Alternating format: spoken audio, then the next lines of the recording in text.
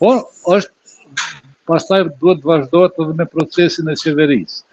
Politikisht, mendoj që opozita është e pozicionuar për t'ja pa mundësu me zgjedh kandidatin aktual të vendosjes për kryetar të partisë, për shumë arsye, do të thoja, por edhe Alvulena ka qenë gjithmonë grindavece, është gritë shumë me opozitën e tashme. Edhe kjo jo pa qëllim është zgjedhur nga Kurti, një figurë konfliktuale, do thënë.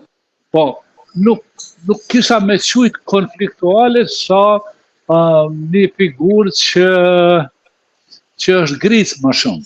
Është gritë më shumë me opozitën dhe është gritë edhe me institucionet e drejtësisë, sepse ka udhëheqë Ministrinë e Drejtësisë.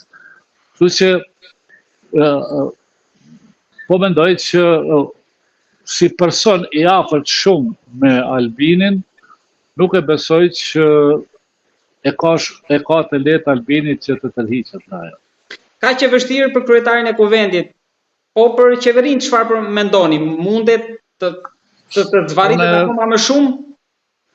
Edhe deri ku shkon forca e opozitës, jo vetëm për ta penguar, por edhe për ta formuar vetë.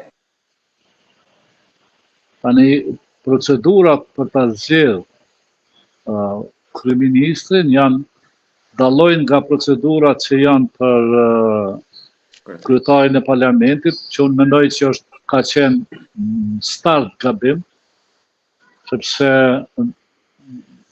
në parlament nuk do duhej me pas kryetar grindavec ose që gricet me të tjerë, por një kryetar që është i afërt me të gjithë dhe mund të përfaqësojë interesat e të gjithëve në parlament. Por edhe kompetencat e kryetarit janë më të mëdha se normalisht që do duhet të kishte kryetari i kuvendit. Sa e përket qeverisë, qeveria me kushtetutë, nëse nuk zgjedhet kandidati i parë, i jepet e drejta kandidatit të dytë, por kushtetuta nuk e ka të theksuar që kandidati që konkuron, ose që ngarkohet, duhet t'ja prezantoj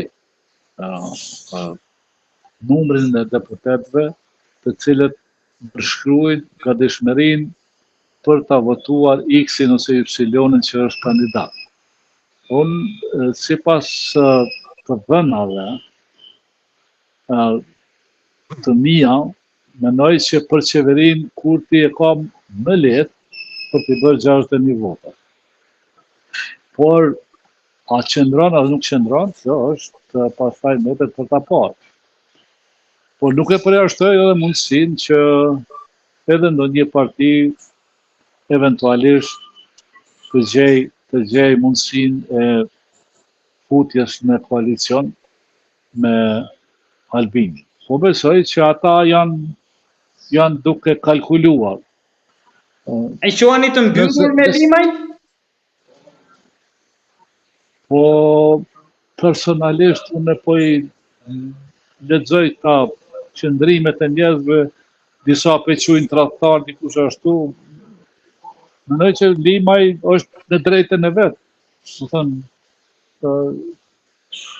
në qoftë se kërkesa e Limaj ose marrëveshjet janë bërë, qofshin me shkrim, qofshin me gojë, janë legjitime, por Limaj nuk mund bëhet kryetari i kuvendit, siç po diskutohet, sepse Limaj nuk ka hyrë në koalicion parazgjedhor, dhe në qoftë se s'ka qenë koalicion parazgjedhor, s'mund të jetë kandidat për kryetarin të kuvendit, sepse ne kemi pas një rast më herët kur Isa Mustafa është bërë kryetari i kuvendit duke mos qenë pjesë e koalicionit më hershëm, dhe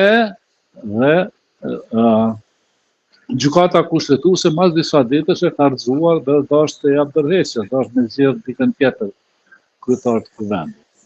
Pra